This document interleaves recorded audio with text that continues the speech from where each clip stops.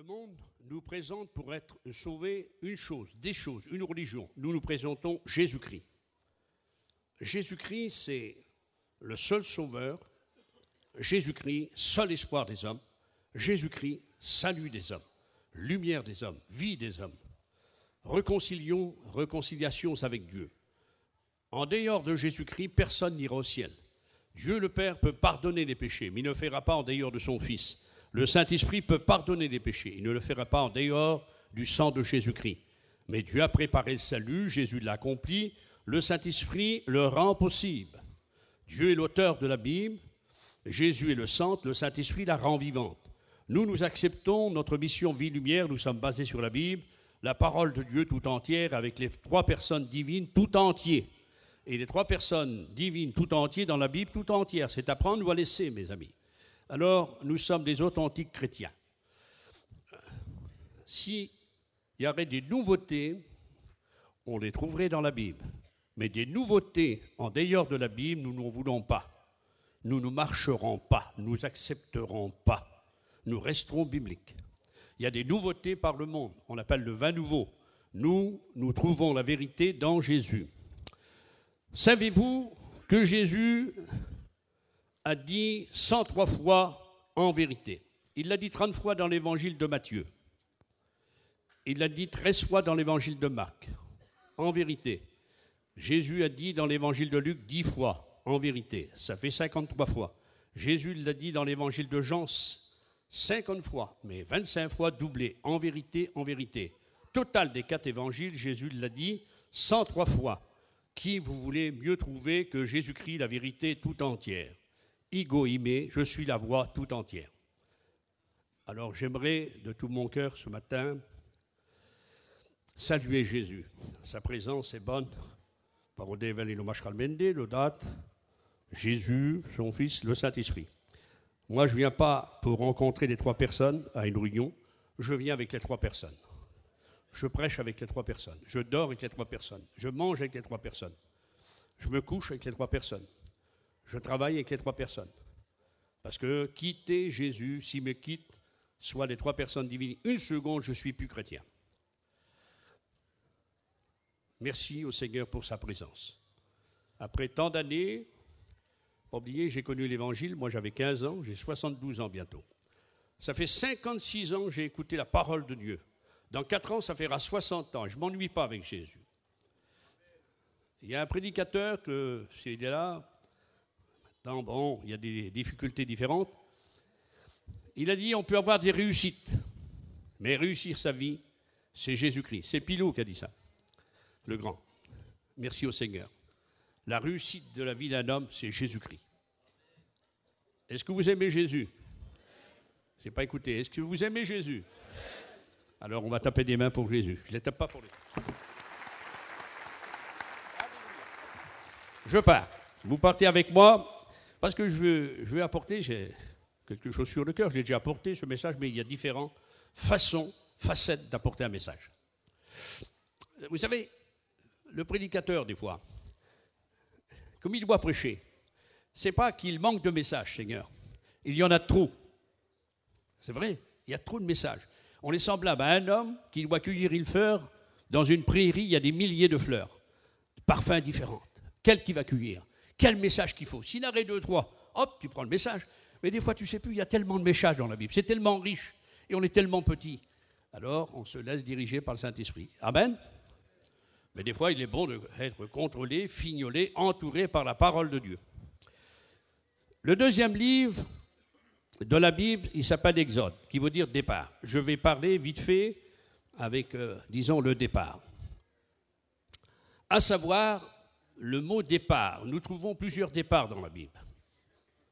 Avant de parler des départs pour soit la création, soit ce qui se passe dans la Bible, il est bon de savoir, comme je viens de le dire, les 3 personnes divines n'ont pas de départ.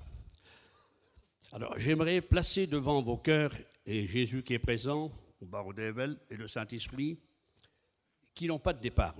Ils sont le départ. Dieu le Père, Jésus son Fils et le Saint-Esprit n'ont pas de commencement. Ils sont le commencement. Ils n'ont pas de puissance, ils sont la puissance. Ils n'ont pas, disons, de grandeur, ils sont la grandeur. Ils n'ont pas de temps, ils sont le temps.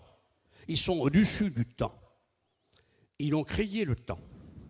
Ils sont venus dans le temps des hommes pour nous faire partager leur temps éternel. Savez-vous qu'au bordel, lorsqu'il a créé l'homme, ensuite par l'Esprit, il lui a soufflé un souffle de vie. Et la Bible déclare dans Genèse, l'homme devint un être vivant, ou une âme vivante.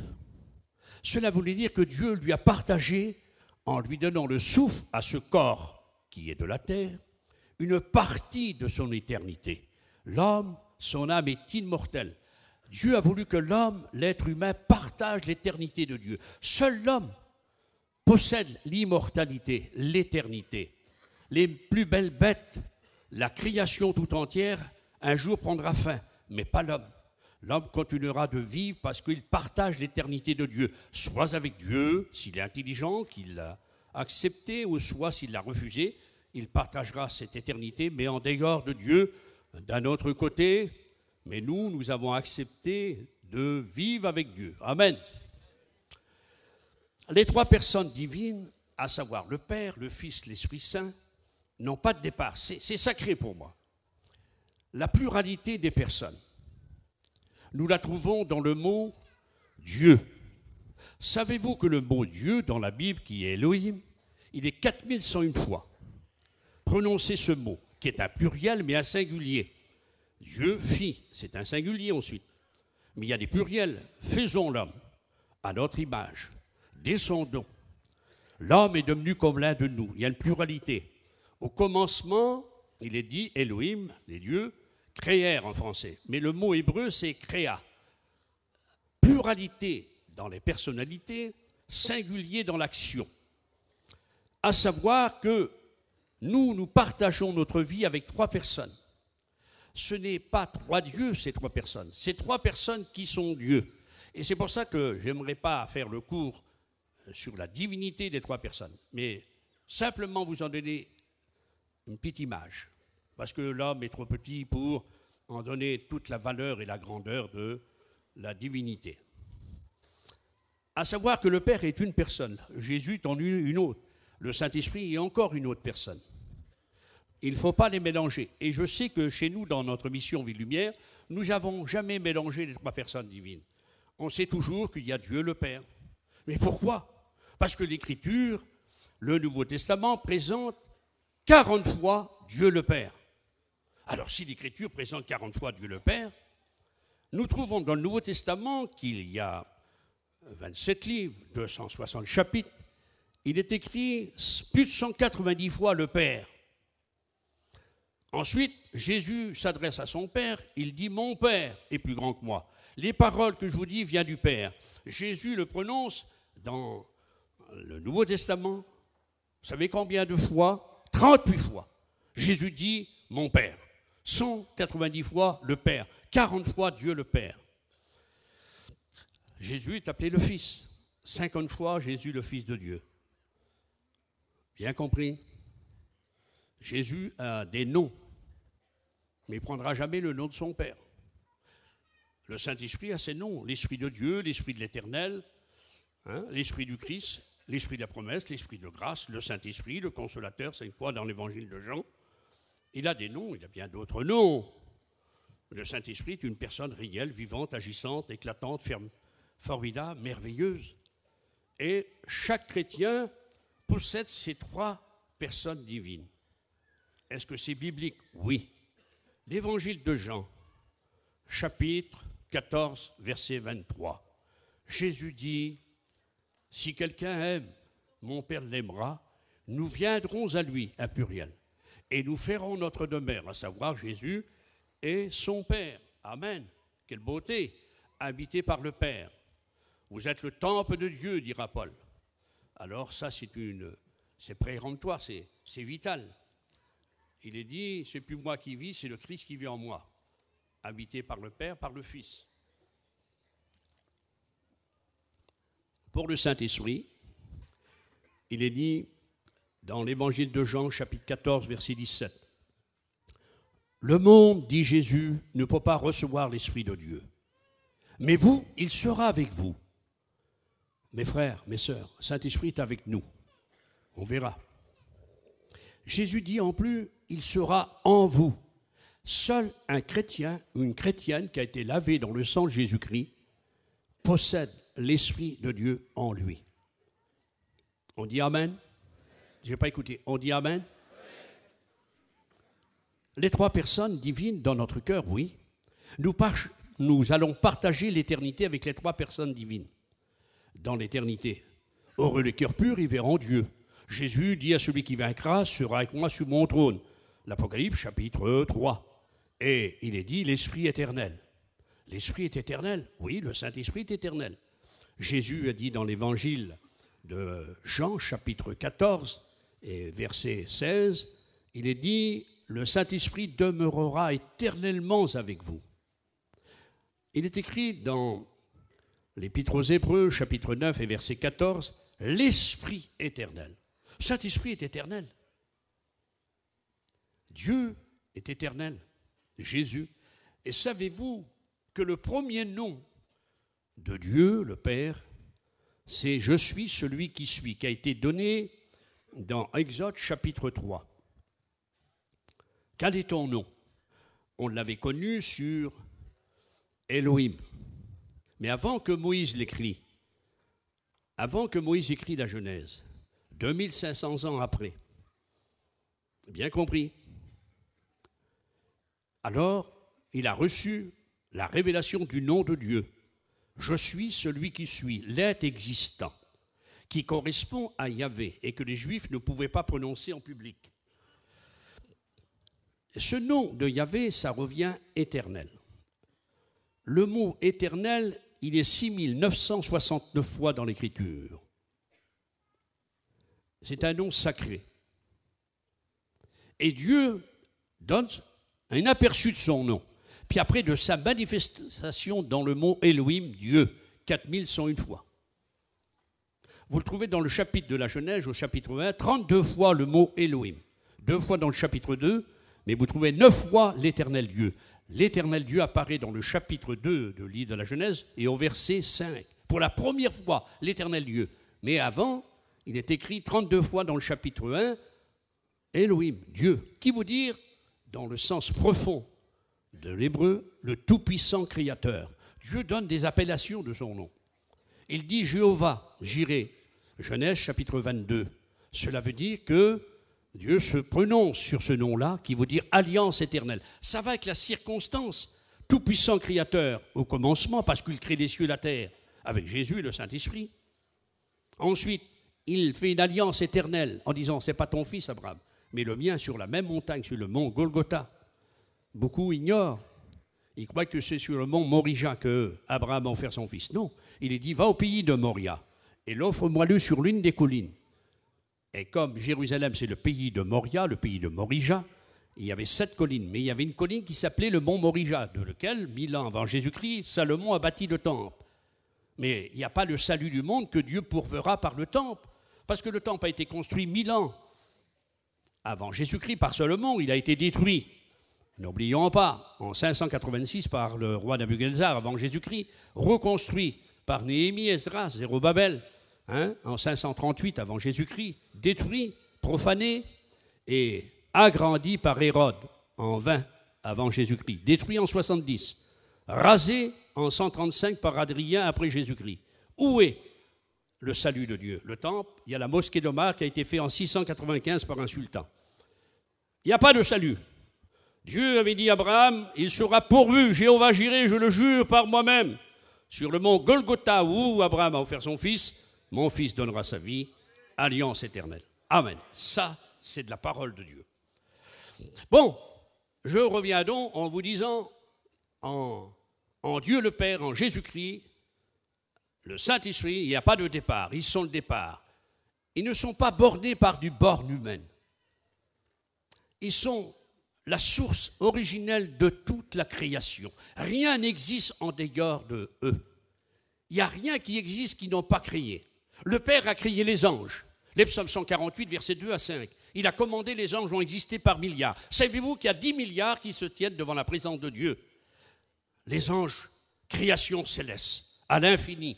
Ils sont des milliards de fois plus nombreux que nous, des millions de fois plus puissants que nous. Un seul ange, n'oublions pas, a détruit 450 000 hommes.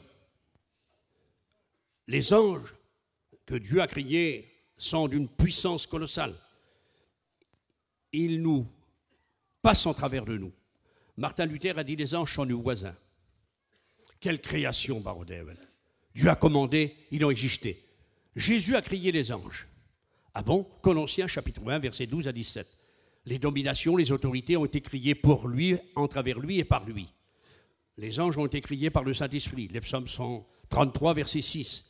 L'armée des cieux a été créée par l'Esprit de l'Éternel. L'armée, ça peut être les cieux, mais ça peut être les anges.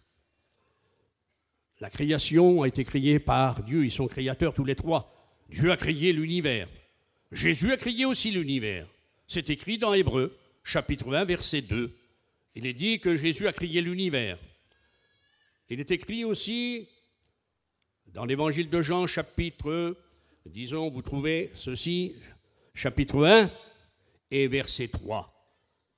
Rien n'existe que la parole de Logos n'a pas créé.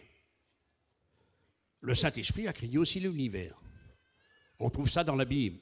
Genèse chapitre 1, verset 2. L'Esprit de Dieu se mouvait sur les eaux. Martin Luther a prononcé ce mot. Il dit, comme une mère poule couvre ses œufs pour emmener ses poussins à l'existence, la sollicitude de Dieu. Un vieux donné hébreu, il y a très longtemps, comme une colombe couvrait les eaux afin que Yahvé donne à l'existence à la création.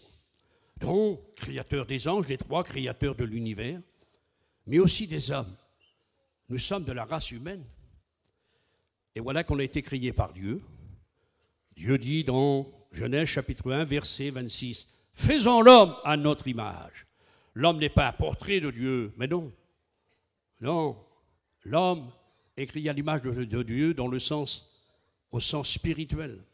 Seul l'homme est doté d'ordre moral, religieux, de sensibilité, d'amour, de repentance, d'adoration.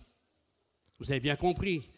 L'homme est une création spéciale en dehors, disons, de son espèce. L'homme n'est pas créé selon son espèce, il est créé par Dieu. Et le grand penseur Pascal, il dit, l'homme est un Dieu qui a tombé des cieux et se souvient du ciel. Et Jésus a dit, vous êtes tous des dieux, dans le sens que l'homme, il est limité, mais il est limité d'un côté, mais l'homme est infini. Aucune nature, aucune création peut se comparer à l'homme. Il est la suite de la continuité de Dieu. Seul l'homme est doté de paroles, d'expression, de sensibilité, mais de réflexion, de construction. Seul l'homme peut faire un avion, seul l'homme peut faire une auto, comprenez-le. Prenez la bête la plus intelligente, mettez un gorille devant une stratégie, disons, d'un ordinateur et dites-lui de taper une stratégie militaire. Il sera bien limité, mais l'homme est capable.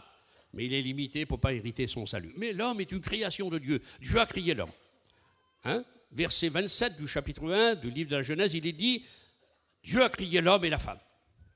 Jésus a créé l'homme. Où c'est écrit, créé l'homme? Un seul texte. L'évangile de Jean. Ah oui. Chapitre 20, verset 10. Il dit, le Logos a créé le monde. Le monde, c'est les hommes. Comme vous venez chiner, il y a du monde. Quel monde qui avait la réunion? C'est les hommes. Bien compris? Donc, Jésus a créé les hommes. Vous, les hommes, vous avez été créés par Dieu. Aussi les femmes. Mes sœurs, la femme, elle a été créée par Dieu. Elle n'a pas été prise du pied de l'homme pour être piétinée. Non. Parce que l'homme est dur. Mais elle n'a pas été prise de sa tête, mes frères, pour gouverner l'homme. Mais elle a été prise de son cœur. En sous son bras pour être protégée, de son cœur pour être aimée. Ah, mes sœurs, qu'est-ce que vous en pensez? Amen? On dit Amen? Bien. Tous les trois sont créateurs des anges, de l'univers et de l'homme.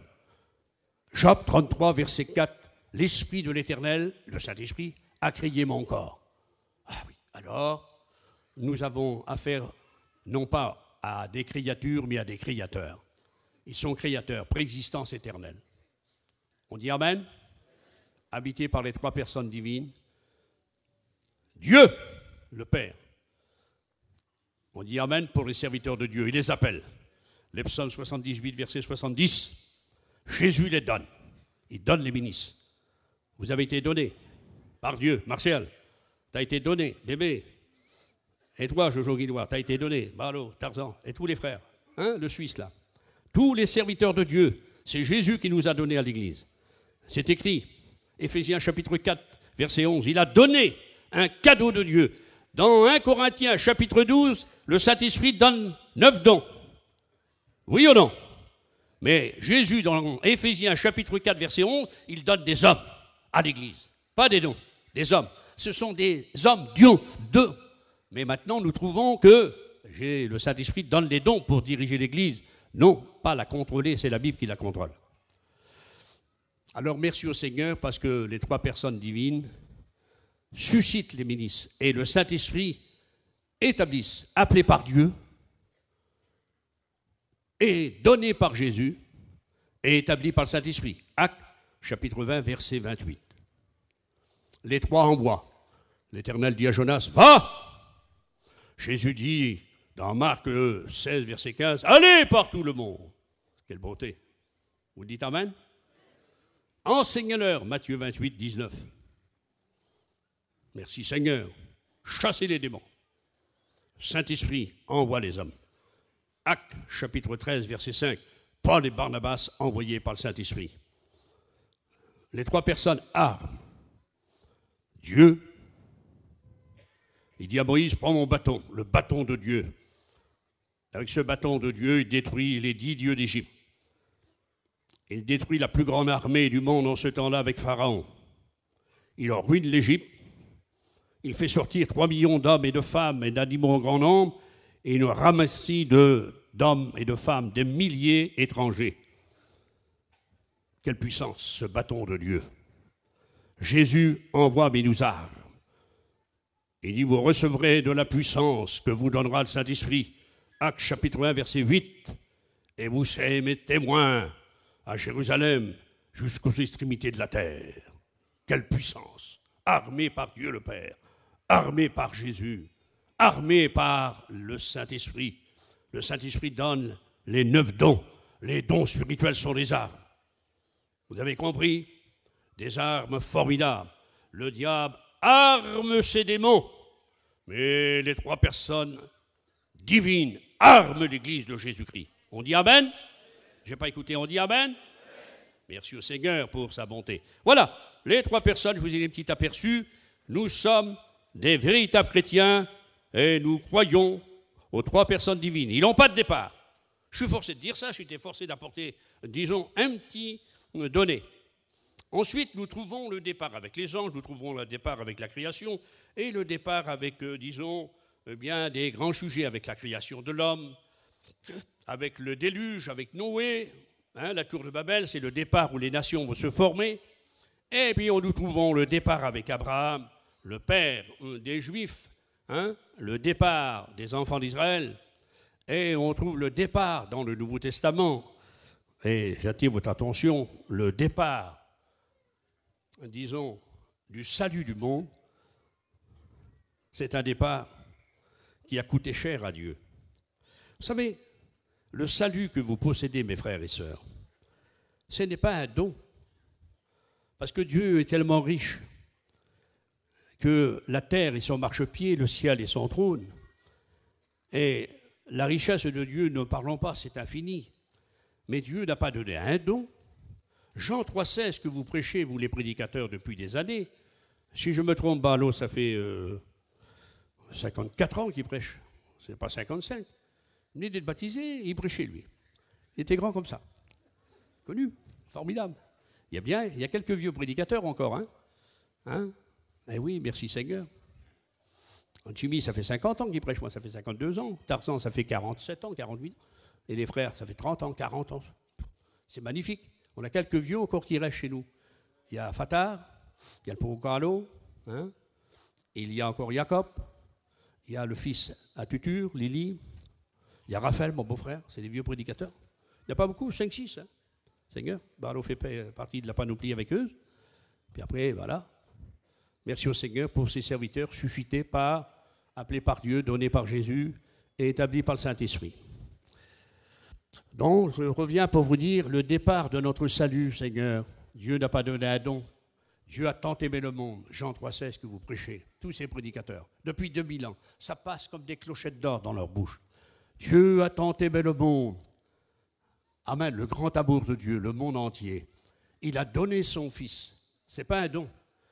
C'est le Fils unique qui nous a été donné. Le salut, c'est le Fils unique. Le Fils unique nous a donné le salut. Vous avez compris? Parce que si ça serait un don, il serait trop grand. L'homme est trop pauvre pour acheter ce don à Dieu. Et Dieu est trop riche pour nous le vendre. Mais Dieu est amour. 1 Jean 4, 8, il nous a donné son Fils. Le Fils de Dieu, éternel près de son Père, de toute éternité. Il a bien voulu venir dans le monde. Dieu l'a envoyé, mais en condition, il a dit, qui enverrai-je? Isaïe, chapitre 6, verset 8, me voici mon Père. C'est vrai, c'est le prophète qui parle, mais c'est Jésus. Me voici, envoie-moi. Et pour rentrer au diapason des hommes, Jésus est venu, il a prêché ce départ. Mais avant de le prêcher, la parole à la tabernaquée chair. Je vais corriger une erreur monumentale. Louis II dit dans l'évangile de Jean, chapitre 1, la parole fut faite chair. Si la parole fut faite chair, la parole c'est le logos, c'est Jésus, c'est la divinité de Jésus.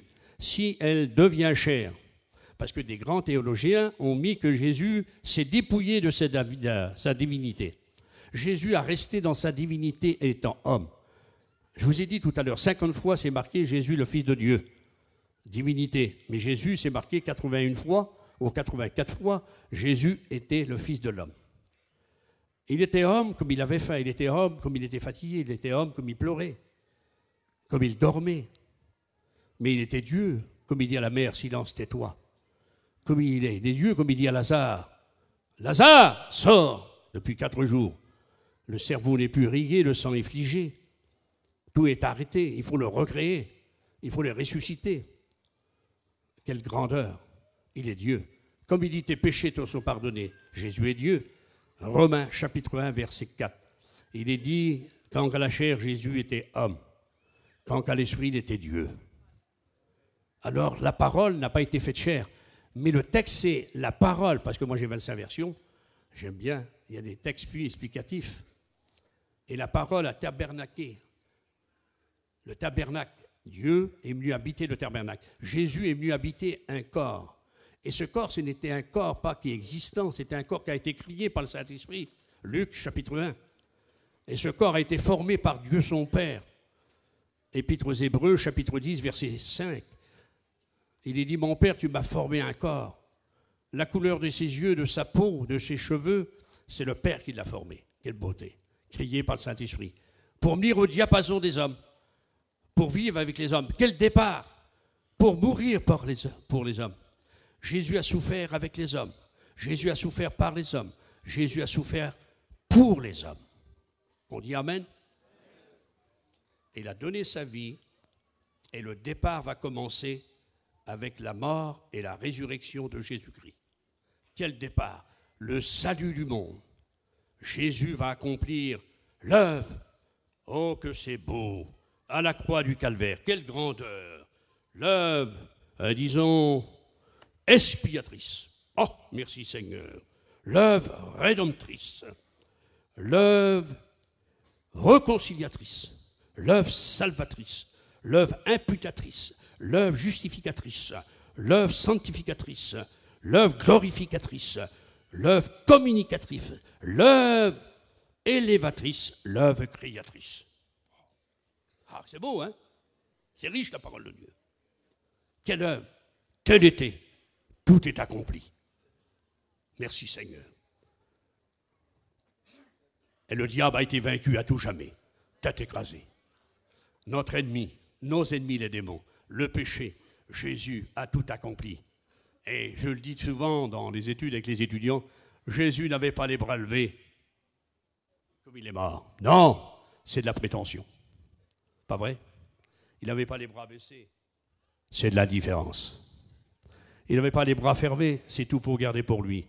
Jésus avait les bras ouverts. Venez à moi, vous tous qui êtes fatigués, Matthieu 11, 28, je te donnerai le repos. C'est ça notre prédication à nous. Il n'y a pas d'autre message. Paul dit, le plus grand serviteur, je ne veux pas savoir autre chose que Jésus-Christ crucifié. Le message du salut du monde repose sur la mort et la résurrection de Jésus-Christ. Combien d'erreurs dans le monde? 800 millions d'hindouistes dans l'erreur. 1 milliard de catholiques dans l'erreur. Ah oui, 630 millions de bouddhistes dans l'erreur. 1 milliard 500 millions d'islamistes dans l'erreur. Et toutes les sectes pernicieuses dans l'erreur. 200 millions d'orthodoxes dans l'erreur. Et nous, les petits chrétiens, nous avons Jésus-Christ, le Rédempteur. Nous avons accepté le salut par la mort et la résurrection de Jésus-Christ. Seul espoir des hommes. Que jamais nous apportons un autre message que Jésus-Christ. Paul dit qu'un ange qui vient, qui soit maudit. Il n'y a pas d'autre message que Jésus-Christ. Le salut du monde, c'est Jésus-Christ. Ton salut, mon salut, notre vie éternelle, elle ne dépend pas de toi, ni des hommes, ni d'une chose, ni d'une théorie, ni d'un enseignement. Elle dépend de Jésus-Christ, sur sa mort et sa résurrection. Nous ne bougerons pas, nous ne changerons pas, nous vivrons la résurrection et la mort de Jésus-Christ. On dit Amen? Je n'ai pas écouté, on dit Amen? Voilà le départ, le salut du monde. Quelle beauté. Amen. Ah, vite fait, parce que là, est le départ de l'Église. Ah, c'est magnifique. Il avait commencé avec 12, 120 à la Pentecôte, puis après tu trouves 3000, puis après tu trouves 5000, puis après, selon l'histoire, à Antioche, tu trouves 50 000 chrétiens, puis après il y a les 7 églises d'Asie, et ça continue. Et merci au Seigneur pour notre mission. Nous sommes la plus grande église du monde. Est-ce que vous le savez ça? Seigneur, je vais vous l'apprendre. Nous ne sommes pas la plus grande religion. Yankichou, il y avait 250 000 membres. Nous sommes près d'1 milliard, nous. Près d'1 million. À peu près 900 millions. Vie Lumière. Plus grande église du monde. Et c'est formidable que nous sommes ensemble, unis. On dépend de la même doctrine. La France, c'est un peu la mer. Notre doctrine est basée sur l'Écriture. Nous avons 6600 prédicateurs dans le monde. En France, nous sommes plus de 150 000 baptisés. Il y a, maintenant ça va approcher les 2000 serviteurs de Dieu, 207 salles. Et maintenant dans l'Europe, nous avons 3 écoles bibliques, une en Russie, il y a une école biblique en Hongrie, il y a des cours qui ont été donnés en Amérique, et nous avons notre école biblique ici. C'est formidable ça. Et il y a une école biblique en Angleterre, c'est Ville-Lumière. Ah bon? Mais vous imaginez un petit peu, nous les derniers, les gens de nulle part et de partout, avoir des écoles bibliques, de faire des enseignements. Que des gens viennent et qui sont touchés par l'enseignement de la parole de Dieu, que c'est l'authenticité de la parole de Dieu que nous apprendons, mais c'est réjouissant. Mais c'est élévatrice. C'est une chose extraordinaire, Seigneur. L'école biblique, c'est le cœur de la mission, parce que c'est tout l'enseignement, c'est écrit. On ne peut pas bouger. Le conseil de direction qui dirige la mission, c'est écrit, il doit régler des affaires d'après la Bible. C'est dans la Bible, amen. C'est pas dans la Bible, pas d'amen. Ça marche comme ça chez nous. Est-ce que vous avez compris, mes frères? Il y a des gens qui voudraient chercher des détours, mais on ne peut pas réparer l'impossible, nous. C'est dans la parole de Dieu, on dit amen. C'est pas dans la parole de Dieu, on ne dit pas amen. Un petit cœur était dit dans le départ. On disait, oh oui, c'est vrai, je sais que c'est vrai. Il est écrit, cela suffit. La Bible me le dit. Amen. Non jamais, je ne laisserai ma Bible. Non jamais, je ne l'abandonnerai. C'est les premiers cantiques qu'on chantait. La Bible, parole de Dieu. La Bible, oh Jésus, doit être le miroir dans lequel tu fais ta toilette spirituelle. La Bible, c'est le pain qui te nourrit, c'est l'air que tu respires, c'est l'eau qui te désaltère, c'est le soleil qui te réchauffe. Mais la Bible, c'est l'épée avec laquelle tu combats. La Bible, mes frères et sœurs, c'est la terre qui te porte. Sais-tu que tu es sorti de la terre? Sais-tu que tu as venu au monde sur la terre? Sais-tu que tu as grandi sur la terre? Sais-tu que tu es nourri sur la terre? Sais-tu que tu as fondé un foyer sur la terre? Sais-tu que tu t'es enrichi sur la terre? Tu es nourri par la terre. Et comme tu vas mourir, tu rentres en terre. Quand Jésus mourra, tu ressortiras de la terre à la résurrection. Et quand Jésus nous prendra, on quittera la terre. Et après, on revient avec lui sur la terre. On régnera 1000 ans. Et pour l'éternité, on quittera la terre. Elle va disparaître. Et les témoins de Jéhovah n'auront pas 1 mètre de terrain pour planter des carottes. Mais nous, la parole de Dieu est comme la terre. Je me base dessus, Seigneur. Quelle beauté. Parole de Dieu. Quelle beauté. Amen. Voilà le départ. Merci au Seigneur. Regarde l'heure. Hein. Départ avec la Pentecôte, baptême du Saint-Esprit. Merci Seigneur. Qui c'est qui voudrait un bon départ ce matin? Qui c'est qui veut un bon départ? Il faut une bonne arrivée. Amen. Nous sommes venus ici pour avoir un bon départ, Seigneur. Alors je vais mettre quelques notes sur Jésus. Je vais mettre quelques notes du Saint-Esprit. L'Esprit de Jésus, le Saint-Esprit qui a oint Jésus. Le Saint-Esprit qui a conduit Jésus. Vous allez voir, vite fait, je vais brosser, orienter avec l'aide du Seigneur, disons quelques données, 14 points sur Jésus-Christ. Disons, c'est une fraction d'un cours que je donne. Hein. Premièrement, j'attire votre attention que Jésus a dit dans l'évangile de Luc, chapitre 4 et verset 18, « L'Esprit du Seigneur est sur moi ». Où Jésus a eu l'Esprit de Dieu sur lui. Voyons, si vous voulez, les manifestations du Saint-Esprit dans la vie de Jésus pour avoir un bon départ. J'ai voulu apporter ce message. Il est sur mon cœur, je l'apporte. Amen. Merci au Seigneur. Alors, tout d'abord, Jésus annoncé par le Saint-Esprit, par les prophètes. Sa venue dans le monde, sa venue pour sauver le monde, il était annoncé par les prophètes. Il est dit dans Pierre que les prophètes étaient animés du Saint-Esprit pour annoncer déjà d'avance la parole qui allait venir. Alors vous trouvez les grandes prophéties. Hein? Disons, si vous trouvez les grandes prophéties, la première c'est Dieu. Il écrasera la tête du serpent, la postérité de la femme. Genèse 3,15. Puis ensuite nous trouvons avec Abraham, Dieu pourvera. Hein? Et nous trouvons avec Jacob, hein? Genèse 49. Il est dit, il sera comme le lion. Et il dit que le Pacifique sortira de Juda. Puis nous trouvons aussi la prophétie avec, disons, Moïse, 1500 ans avant Jésus-Christ. Il est dit que le Dieu Tout-Puissant va susciter un prophète, dit Moïse, comme moi. Une seule prophétie, Moïse. C'est le plus grand prophète pour les miracles. Mais question de prophétie, non. Vous voyez, Isaïe a apporté 44 prophéties. Et Jésus, quel prophète. Je garde la note pour la fin, je vais vous le dire quand même. Jésus a apporté 120 prophéties. 120 prophéties. Quelle beauté. Alors, Moïse a dit, il vous suscitera un prophète comme moi. Et ce prophète, il y avait une chaise qui était mise dans tous les synagogues. On attendait le prophète, elle était réservée. Et Jésus, comme a fait la lecture à Nazareth, il s'est assis. Et tous les yeux étaient fixés sur lui. Cette chaise était réservée. La parole de l'Éternel, parole de Dieu est accomplie. Il dit, aujourd'hui, il s'est assis. Ils ont voulu le jeter en bas de la montagne. Jésus a accompli cette prophétie de 1500 ans avant lui. Et dans le psaume, il est écrit, psaume 22, verset 17, il est dit, ils ont percé mes mains et mes pieds. Elle était ignorée, la crucifixion. 750 ans avant Jésus-Christ, Isaïe 53, le Messie souffrant. 550 ans avant Jésus-Christ, le Messie retranché avec Daniel. Et la dernière prophétie, il dit, il sera comme le feu du fondeur, comme la lessive du foulon, qui tiendra bon comme il paraîtra. Je vous enverrai celui que vous attendez.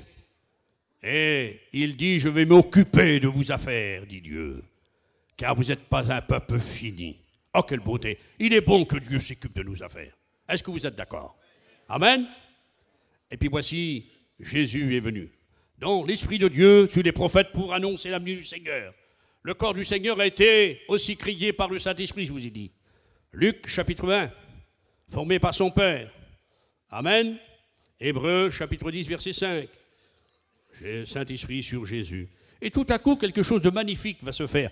Jésus a 30 ans. Il va être baptisé. Et il est dit que le Saint-Esprit va venir sur Jésus. Alors, regardez une pluralité. Dieu parle d'en haut. Jésus est dans l'eau. Le Saint-Esprit descend sur une forme corporelle.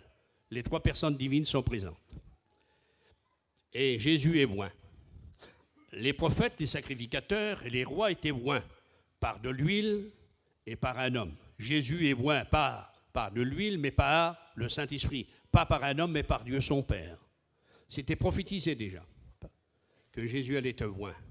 Il est dit que l'Éternel l'a oint d'une onction d'huile par privilège sur ses collègues. Oh, ton Dieu t'a oint. Un Dieu, ton Dieu t'a oint. Jésus oint par Dieu son Père, parce qu'il va affronter le monde. Il va rentrer dans les 3 ans et demi de son ministère pour accomplir l'œuvre la plus grande, pour vaincre le plus grand ennemi des hommes, Satan et ses démons. Jésus est oint par Dieu son Père. Et la parole de Dieu continue, une fois qu'il est oint, vite fait, j'aimerais brosser avec vous, et il dit que Jésus, lorsqu'il était oint, il est dit que Jésus était rempli du Saint-Esprit. Ah, que c'est beau ça. Luc chapitre 4, verset 1. Après avoir été oint par Dieu son Père, ça c'est écrit, il est rempli du Saint-Esprit. Oint, c'est sur lui. Rempli, c'est à l'intérieur de lui. On dirait que Jésus, dans ses manifestations de 14 points que je vais brosser, c'est pour nous faire partager l'onction du Saint-Esprit avec nous, dans sa nature humaine. Autrement, dans sa nature divine, Jésus était Dieu. Vous voyez, on va voir des points. Il veut partager avec nous. Jésus rempli, c'est à l'intérieur. Puis après, on trouve, une fois qu'il était oint et rempli, il est dit que Jésus était mené par le Saint-Esprit, ou emmené par le Saint-Esprit. Matthieu 4, 1, dans le désert pour affronter Satan. Il est dit que Jésus était poussé par le Saint-Esprit. Marc 1, 12. Poussé, mené, oui. Rempli, oint, oui. Il est dit dans Luc chapitre 1, verset 1, Jésus était conduit par le Saint-Esprit. Ah, que c'est beau, être rempli, être oint, être mené, être poussé, être conduit. Et ensuite, nous allons trouver, alors il affronte. Il y a donc ces points ici que j'aimerais partager avec vous. Jésus oint, Jésus rempli, Jésus mené, Jésus poussé, Jésus conduit. Il affronte Satan. Satan voulait la guerre. Il est dit dans Marc qu'il a été tenté par le diable pendant 40 jours. Le plus grand adversaire des hommes, qui est Satanus, le diabolus. Satan est 18 fois écrit dans l'Ancien Testament et 36 fois dans le Nouveau. Le mot diable est 34 fois écrit dans le Nouveau Testament. Il n'y a pas le mot diable dans l'Ancien Testament. Mais c'est pour vous dire que ce soit le diabolus ou le satanus, et il a voulu faire la guerre à Jésus. Et Jésus a affronté le général. Ce n'est pas ses démons. Et j'aimerais vous dire ça devant le Seigneur. Jésus poussé, Jésus conduit, Jésus mené, Jésus rempli, Jésus oint, il affronte Satan. Et pendant les 40 jours, Jésus lui a mis une raclée. Jésus Tout-Puissant. Il lui a mis, Barodével, à un tel point. Vous savez combien de temps, il faut être biblique, Seigneur, que Satan n'a pas approché Jésus pendant 3 ans et demi. Il est venu, lorsqu'il a été crucifié, qu'il a rentré et qu'il a fait accepter son plan à lui dans Judas. Mais il a pris tellement une raclée au désert que Jésus l'a aplati. Il ne lui a pas écrasé la tête, mais il l'a vaincu. Le général Satan, le prince des ténèbres, Lucifer, qui était la lumière, qui est devenu le prince des ténèbres, l'adversaire, le meurtrier dès le commencement, dit l'Écriture, le plus grand adversaire des hommes, l'auteur de la guerre, l'auteur du péché, l'auteur de la mort, l'auteur de la maladie, l'auteur de la tristesse, Seigneur. Il est l'auteur. Vous lisez les journaux, vous écoutez la radio, vous voyez la télé, vous êtes bouleversés par les événements qui se passent. Rien va dans le monde. Vous avez vu la grippe, ça y est, ça vient. Maintenant, il y a un germe de microbe qui est apporté, 103 personnes sont mortes. Au Mexique, ça vient, ils ont peur. J'écoutais déjà les infos, on prépare des vaccins par milliards. Le monde tremble, ils ont peur. Peur de l'avenir, peur du nucléaire, ils ont peur. L'auteur, c'est Satan. Mais Jésus l'a vaincu, il l'a vaincu au désert. Amen. On dit Amen? Ah, quel homme, Jésus. Quel personnage. Un petit bravo. Vous aimez Jésus? Moi, je suis un fou de Jésus. J'aime bien ma femme, mes enfants, Seigneur. Je donne ma vie tout de suite. Petits-enfants, je suis arrière-grand-père. Mais j'aime mieux encore Jésus. Après l'avoir vaincu, c'est-à-dire lui m'a-tu le raclé, Jésus revient du désert. Il est dit dans Luc, j'aime bien ça, Seigneur, moi. Luc 4, verset 14. Jésus, est-ce qu'il est affaibli? Non. Il est dit Jésus, revêtu du Saint-Esprit, après avoir affronté le plus grand adversaire de l'humanité, de la planète Terre, Jésus est revêtu du Saint-Esprit. Il était rempli, il était oint, il était poussé, il était conduit, il était mené, mais là, après l'avoir, il a gagné, il est revêtu du Saint-Esprit. C'est magnifique si vous voulez un départ, mes frères. Prenez ces exemples de Jésus. Amen. Dites amen aux bonnes choses. Revêtu du Saint-Esprit. Merci Jésus. Et lorsqu'il est revêtu, alors qu'est-ce que va faire le Christ? Oh, que c'est beau. L'évangile de Marc, chapitre 1, verset 14. Il est dit que Jésus prêchait l'évangile de Dieu. Non, mais j'aime. Est-ce que vous aimez ça? Prêcher l'évangile de Dieu. Il y a trop de prédicateurs qui se prêchent eux-mêmes. Prêchent des nouveautés. Prêchent des révélations. Le Seigneur me révèle qu'il vient bientôt. Tu m'excuses, mon frère. C'est écrit 319 fois dans le Nouveau Testament. Jésus l'a dit 20 fois. L'Ancien Testament le dit 1500 fois, symbolisé. 900 fois. Alors, tu m'excuses, ta révélation, tu la mets dans ta poche. Hein? On est d'accord? Amen. Seigneur me révèle qu'il veut guérir. Mais, pas besoin de révélation. Jésus, par ses meurtrissures, nous sommes guéris. Seigneur me révèle qu'il veut chasser les démons. Mais au nom de Jésus, nous avons les critères, nous, la mission. Vie, lumière. Devant les démons, eh ben, qu'est-ce que nous avons? Le nom de Jésus. Devant la maladie, on a les meurtrissures. Devant le péché des hommes, on a le sang de Jésus. Devant l'erreur, on a la vérité.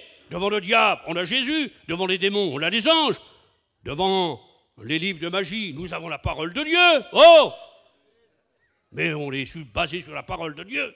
On ne bougera pas. Merci Seigneur. Nous croyons au don de révélation. Mais la révélation, c'est la parole de Dieu. Hein, il y a l'inspiration, bien sûr, il y a la direction de l'esprit, il ne faut pas mélanger. Jésus prêchait l'évangile de Dieu. Puis après, il est dit que Jésus, dans son ministère de 3 ans et demi par le Saint-Esprit, il est dit que Jésus prêchait la parole de Dieu. L'évangile de Jean, chapitre 6, verset 63, il est dit, les paroles que Jésus prêchait dans ses messages étaient esprit et vie. Jésus prêchait l'évangile par le Saint-Esprit. Jésus guérissait les malades par le Saint-Esprit. Actes, chapitre 10, verset 38. Vous savez comment Dieu a oint du Saint-Esprit de force Jésus de Nazareth, qui allait de lieu en lieu, guérissant tous ceux qui étaient sous l'empire du diable. Jésus chassait les démons par le Saint-Esprit. On dit Amen. Matthieu, chapitre 12, verset 28. Chasser les démons par le Saint-Esprit. C'est écrit. Jésus connaissait des moments de joie par le Saint-Esprit. Jésus tressaillant de joie. Luc 10, 21. Dans sa vie d'homme, parce que Jésus était homme, il ne faut pas oublier, il y a des enseignements qui se font que Jésus est mort en Dieu. Mais non, Dieu ne meurt pas. Que le sang de Jésus est divin. Non. Divin, ça veut dire Dieu. Jésus n'avait pas de sang dans le ciel, il n'avait pas de chair. Il était en forme de Dieu. Philippiens, chapitre 2, chapitre 3. Donc Jésus, c'était du sang humain. Mais il lui donne une portée divine. Ah, bien, d'accord. Mais le sang de Jésus, il avait 5 litres 70 de sang. Il a perdu son sang, le Christ, lorsqu'il est mort. Il a perdu son sang au jardin de Gethsémani pour dire oui à la volonté de son Père. Personne ne l'a poussé parce qu'il avait reçu de son Père de donner sa vie ou de la reprendre. Et c'est pour ça que le Père au jardin de Gethsémani ne parle pas. L'ange n'est pas venu pour donner une direction à Jésus, mais l'ange est venu pour le fortifier. Mais c'est Jésus, le Père lui a laissé la direction. Tu peux donner ta vie, tu es libre de la refuser. Et là, Jésus va verser son sang, souvent des grumeaux de sang, pour dire, mon Père, non pas ma volonté, mais la tienne. Il se soumet à boire la coupe de la mort. Des erreurs de jadis, c'était dit que Jésus, dans le jardin de Gethsémani, aurait bu la coupe du péché. Mais non, mes amis, il ne l'a pas bu, puisqu'en ressortant l'évangile de Jean le relate, remets ton épée dans le fourreau, dit Jésus à Pierre. Est-ce que je ne boirai pas la coupe que le Père m'a donnée à boire? Il n'avait pas bu. c'était la décision de boire la coupe de la mort. Là, c'est biblique. Bien compris. Jésus a versé son sang, que son nom soit béni, de sa figure. Il est dit que les soldats des Juifs ont frappé Jésus. Les Romains aussi l'ont frappé. Lui a arraché la barbe. Comme on arrache la barbe, il y a des petites gouttes de sang qui sortent. Jésus a versé son sang de son visage, de sa tête, la couronne. Alors je m'imagine, c'est biblique, Dieu avait créé l'homme à sa ressemblance. Genèse chapitre 5, il est dit que Adam a engendré son fils, le troisième, Seth, non plus à la ressemblance de Dieu, mais à sa propre ressemblance. Il avait perdu le reflet de Dieu. Jésus a perdu son visage, que son nom soit béni, pour que nous retrouvons le visage de Dieu, le reflet de Dieu. Jésus, dans un sens, il est dit qu'il n'avait plus l'aspect d'un homme. Oui, par les coups des Romains. Dans le bras des Romains, il y avait toute la haine des hommes. Il y avait tout le péché de l'humanité qui frappait le visage de Jésus. Ce visage rayonnant la gloire de Dieu a été frappé pour moi. Alors je dis, Seigneur, moi j'ai perdu le visage de Dieu. Je le retrouve parce que toi, tu as perdu le tien. Oui, et on dit Amen. Seigneur, ta tête a été meurtrie par la couronne d'épines parce que moi, j'avais perdu les idées de Dieu. Et ta tête a été touchée pour que moi, dans ma tête, j'aime Dieu de toutes mes pensées. Les pensées, c'est dans la tête. J'ai retrouvé les pensées de Dieu parce que la tête de Jésus a été couronnée.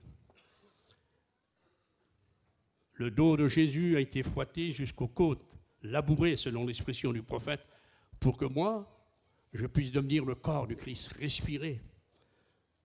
La respiration de la présence du Seigneur. Les mains de Jésus ont été percées pour que moi, je puisse travailler. Ses pieds ont été percés pour que je puisse aussi marcher. Et le côté du Seigneur a été transpercé de cette lance de 12 cm, son cœur, et ça, c'était en dessous, le cœur a été transpercé, et derrière le cœur, il y a une poche d'eau. Il y a sorti de l'eau et du sang. Le sang, c'est le pardon. L'eau, c'est l'accomplissement de toutes les prophéties de l'Ancien Testament et de la loi. Du cœur de Jésus a tout accompli. Je ne pouvais pas aimer Dieu. Mais comme le cœur de Jésus a été transpercé, par ce cœur transpercé, je retrouve tout le parfum de l'amour. Dieu me donne la possibilité d'aimer Dieu, de l'aimer de tout mon cœur parce qu'il m'a aimé le premier. 1 Jean chapitre 4 verset 19.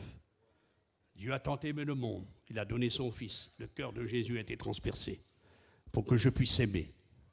Quelle beauté! Du diable est sorti l'orgueil, le péché. Du cœur de Dieu est sorti le pardon, l'amour. Dieu, il est dit, dans sa main, il tient l'amour. C'est écrit dans Jérémie. L'amour de Dieu a été manifesté dans nos cœurs par le Saint-Esprit. Merci Seigneur. Donc, voyez, Jésus a donné sa vie.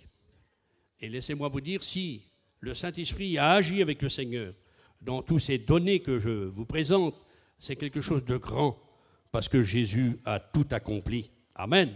On dit Amen. Le Saint-Esprit dans la vie de Jésus, ses manifestations dans son ministère sont grandioses. Jésus prêchait par le Saint-Esprit, Jésus guérissait par le Saint-Esprit, Jésus connaissait des moments de joie par le Saint-Esprit, Jésus, il a donné sa vie, on vient de le dire, mais la parole de Dieu m'apprend que le Saint-Esprit, dans la résurrection de Jésus, a eu part. Il est dit que Dieu, par le Saint-Esprit, a ressuscité Jésus d'entre les morts. Cela est écrit, mes frères. Le Saint-Esprit a ressuscité Jésus d'entre les morts. Et il rendra aussi la vie à notre corps mortel, à la résurrection. C'est vrai qu'il est écrit que le Père a ressuscité Jésus. Mais lorsque le Père fait une chose, le Saint-Esprit suit. Vous avez compris, ils ne travaillent pas, ils n'agissent pas indépendamment. Ils sont ensemble. Dans la résurrection de Jésus, Jésus a été ressuscité par le Saint-Esprit. Je reviens à cette petite note que je mets sur vos cœurs encore. Jésus connaissait des moments de joie. Je crois, Seigneur, devant Dieu, Je sais que beaucoup de prédicateurs, de serviteurs de Dieu passent par des choses, des fois qui sont incomprises. L'incompréhension nous décourage. Il faut dire ça qu'il en est, je suis incompris, alors je me renferme un peu sur moi-même, je suis découragé, et lorsque je suis découragé, croyez-moi, je me rabats sur moi-même. Et c'est mauvais. Et c'est pour ça qu'il est écrit, il est bon pour des frères et sœurs d'être ensemble, parce qu'on retrouve la joie. Alors, il y avait un célèbre serviteur de Dieu, et il disait à un chrétien qui voulait publier à l'assemblée en hiver, il y avait un fourneau avec des boulets de charbon tout rouges. Et il disait, je viens plus à la réunion, vous rabâchez le même message. Et la sœur un tel, et le frère un tel, et c'est comme ça. Votre mission et la mission, et c'est comme ça. Il y a beaucoup de chrétiens qui sont découragés, qui sont venus ici découragés. Alors, le célèbre prédicateur, Moody, a repris le boulet qu'il avait sorti, qui était devenu noir, et il l'a remis dans le fourneau. Il est revenu tout rouge. Et le chrétien, qui était découragé, qui voulait plus venir à l'assemblée, il a dit, pasteur, j'ai compris. Je quitte mes frères, je vais me dire comme ce boulet noir. Et je suis ce boulet noir. Je vais être dans le fourneau. Demain, je viens à la réunion. Ah oui. Il y a des incompréhensions dans notre mission. Mais tu es venu pour un nouveau départ. Alors, il faut faire comme Jésus. Mets le Saint-Esprit au programme de ta vie. Laisse-le lui. Laisse le Saint-Esprit te réjouir. Jésus, connaissant des moments de joie, tressaillit par le Saint-Esprit. Donc, notre Sauveur, le Rédempteur, le Fils de Dieu, a connu des moments d'angoisse. Oui. Découragement. Jésus n'a jamais baissé les bras. Jésus n'a jamais été désespéré. Non. Ah non. Mais Jésus a été attristé. Si notre Sauveur avait besoin du Saint-Esprit pour connaître des moments de joie, à plus forte raison, toi, moi, nous devons, pour avoir un bon départ, être réjouis par le Saint-Esprit. Si tu n'es pas réjoui par un serviteur, par les serviteurs, mais laisse-toi réjouir par le Saint-Esprit, tu as bien compris, et tu vas retrouver cette jouissance, cette ambiance des serviteurs de Dieu, de notre mission entière, de la communion des frères et sœurs, en partageant, en disant tes souffrances, tes épreuves. Alors je lui dis ça, je ne sais pas pourquoi, que Dieu vous bénisse, laissez-vous réjouir par le Saint-Esprit. Amen. Qui voudrait être réjoui par le Saint-Esprit ce matin? Levez voir la main. Pour avoir un bon départ, avec courage, Seigneur. Que personne dise, j'ai parti de la convention, c'était triste, c'était comme ça.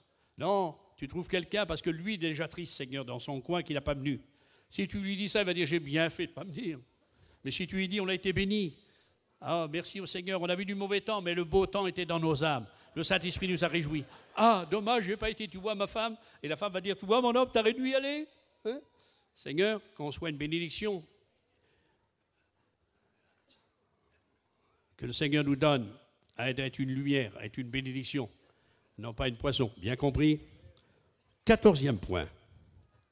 Il est dit que Jésus étant ressuscité, avant de monter au ciel, quelle beauté, Jésus a donné ses ordres à ses apôtres par le Saint-Esprit. Alors, tout c'est le bas d'image. Jésus, 14 points, annoncé par le Saint-Esprit. Merci au Seigneur. Jésus, oint par son Père par le Saint-Esprit. Quelle beauté. Jésus, mené par le Saint-Esprit. Jésus, poussé par le Saint-Esprit. Jésus, conduit par le Saint-Esprit. Jésus, rempli du Saint-Esprit. Jésus, revêtu du Saint-Esprit. Jésus, guérissant les malades par le Saint-Esprit. Jésus, chassant les démons par le Saint-Esprit. Jésus, guérissait les malades, mais aussi, il prêchait par le Saint-Esprit. Oh, quelle beauté! Il connaissait des moments de joie. Il est ressuscité par le Saint-Esprit. Il donne ses ordres par le Saint-Esprit. Actes chapitre 1, verset 10. Et moi, et Jésus me dit, païen, à ton tour. Il est dit, il est avantageux que je m'en aille, dit Jésus. Vous avez ça dans l'évangile de Jean. Le texte n'est pas tout à fait, parce que si c'est avantageux que je fais une affaire avec Jojo, je ne la ferai pas avec bébé. Mais Jésus ne va pas dire ça. Hein. Il est dit, il n'est pas expédient, c'est expédient. C'est-à-dire, ce que le Saint-Esprit fait avec moi, moi je vais m'en aller. Jésus va être glorifié. Et il dit, mais mon Église va rester. Et il laisse le Saint-Esprit, dans ses actions, se manifester sur nous. est-ce que nous, maintenant, l'Église de Jésus-Christ, et depuis 2000 ans, est-ce qu'on n'est pas mené par le Saint-Esprit? Est-ce qu'on n'est pas poussé par le Saint-Esprit? Est-ce qu'on n'est pas loin par le Saint-Esprit, mes frères? Est-ce qu'on n'est pas revêtu du Saint-Esprit? Oui ou non? Est-ce qu'on n'est pas rempli du Saint-Esprit? Est-ce que le Saint-Esprit n'est pas avec nous, frères, prédicateurs, serviteurs de Dieu, devant la puissance des démons? Le Saint-Esprit nous donne la force, il nous arme. Vous avez compris, il nous donne le don des guérisons. C'est le Saint-Esprit qui les donne. Amen. On chasse les démons au nom de Jésus, mais avec la puissance de l'Esprit. Merci Seigneur. Mais vous prêchez la Bible, mais la Bible, chaque lettre, chaque verset est inspiré par le Saint-Esprit. C'est le Saint-Esprit qui la rend vivante. Et comme tu prêches, mets au programme le Saint-Esprit. Dis Amen. Le Saint-Esprit, on va donner des ordres par le Saint-Esprit. Et Jésus, il s'en va, mais il ne nous laisse pas orphelins, tout en restant avec nous. Mais, parce qu'il a dit, je suis avec vous tous les jours. Il n'a pas dit par le Saint-Esprit. Sa présence, Jésus est tout entier dans le ciel, tout entier dans nos cœurs avec chaque frère, et jusqu'à la fin du monde, toute la journée. Le Saint-Esprit ne remplace pas Jésus, il est le Sauveur. Mais les manifestations que Jésus a partagées dans sa vie terrestre, le Saint-Esprit, Jésus, permet qu'on les partage. Le Saint-Esprit est éternel, mes frères. Oh, que le Seigneur, plus je connaîtrai le Saint-Esprit, plus je connaîtrai Dieu le Père, plus je connaîtrai Jésus. Regardez l'image.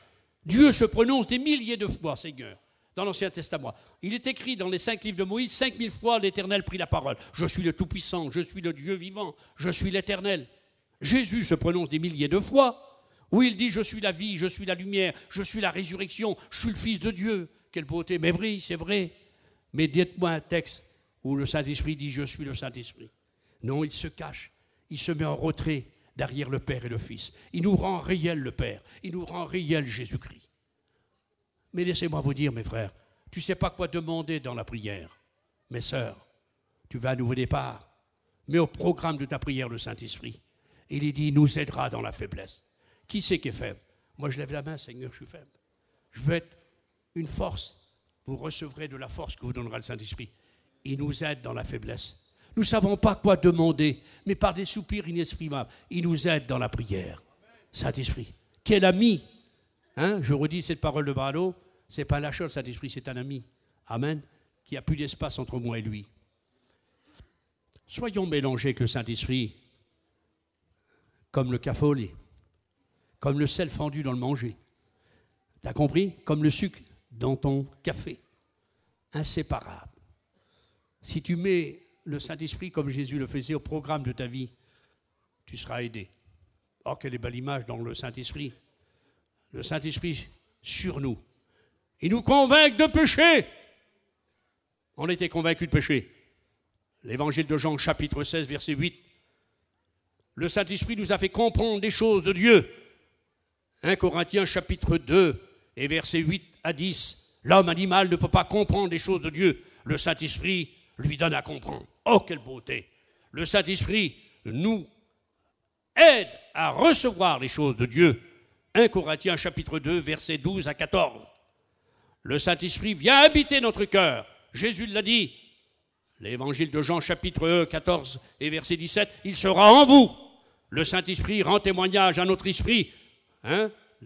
Dans l'Épître aux Romains chapitre 8, que nous sommes enfants de Dieu. On peut dire Dieu est notre Père. Et on le dit avec vérité par le Saint-Esprit. Jésus est notre Seigneur avec le Saint-Esprit. Si tu retires le Saint-Esprit, comment tu vas faire? Et il est dit dans l'Épître de Jude, chapitre 1, il n'y a qu'un chapitre, verset 20. Il faut prier, mais prier par le Saint-Esprit. Parce qu'il est écrit dans l'Épître aux Éphésiens, chapitre 6, il est dit, tu rends des actions de grâce par le Saint-Esprit. Jésus a dit dans l'Évangile de Jean, chapitre 4, verset 24, Dieu est esprit, il faut l'adorer par le Saint-Esprit. Vous avez compris ça? Tu ne peux pas adorer Dieu, tu ne peux pas recevoir et comprendre les choses de Dieu si tu mets le Saint-Esprit de côté. Mais nous, les vrais chrétiens des derniers temps, on met le programme du Saint-Esprit à notre vie, comme Jésus. Vous avez compris, mes frères? Tu repartiras avec un nouveau départ. Alléluia. On dit Amen. Mais pour être rempli du Saint-Esprit, Jésus, le Saint-Esprit, ne remplit pas quelqu'un qui est rempli de lui-même.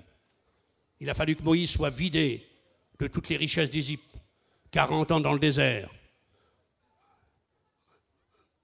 En Égypte, il était une pyramide, il était un général. Les hommes étaient à ses genoux. 40 ans dans le désert, c'est les brebis, les chèvres qui sont à ses genoux. Il n'est plus une pyramide, il a un palmier sauvage. Il n'a plus une épée, c'est pas un général, c'est un berger. Mais dans le désert, Moïse, rempli de Dieu, c'est une torche de Dieu. Vous avez compris? Et maintenant, c'est lui qui est au pied de Dieu, qui adore Dieu. C'est un prophète de l'Éternel. Il n'a plus une épée, non plus un bâton, mais il a la parole de Dieu. Voilà. Qui veut être rempli du Saint-Esprit? Alors il faut être vidé. Et si on est vidé, il nous remplira. Mais si tu es rempli de toi-même, tu ne seras pas rempli du Saint-Esprit. Tu vas à nouveau départ. Alors il te faut être rempli du Saint-Esprit. Amen. Et je finis en vous disant ceci de la part du Seigneur. J'ai mis ces quelques idées. Le malade, est-ce qu'il veut partir avec une guérison? Amen. Voilà le départ pour lui. Ici, j'ai mis celui qui a perdu la communion avec Dieu. Qui veut la retrouver? Le rétrograde, il va revenir à Dieu. Celui qui ne prie plus, alors il va prier. Parce qu'il s'agit de partir, mais d'avoir une arrivée. Hein. Jésus vient bientôt. Alors il dit, toi, bon chrétien, lève-toi et reste avec moi. Et suis-moi. Toi, rétrograde, Jésus te dit, reviens à moi. Lève-toi et suis-moi comme Pierre. Toi qui n'es pas converti, Jésus te dit, donne-toi à moi. Lève-toi et suis-moi. Bon chrétien, reste avec moi. Rétrograde, reviens à moi. Perdu, donne-toi à moi et suis-moi. Qui veut suivre Jésus? Qui veut se lever de dire, je pars avec un nouveau départ?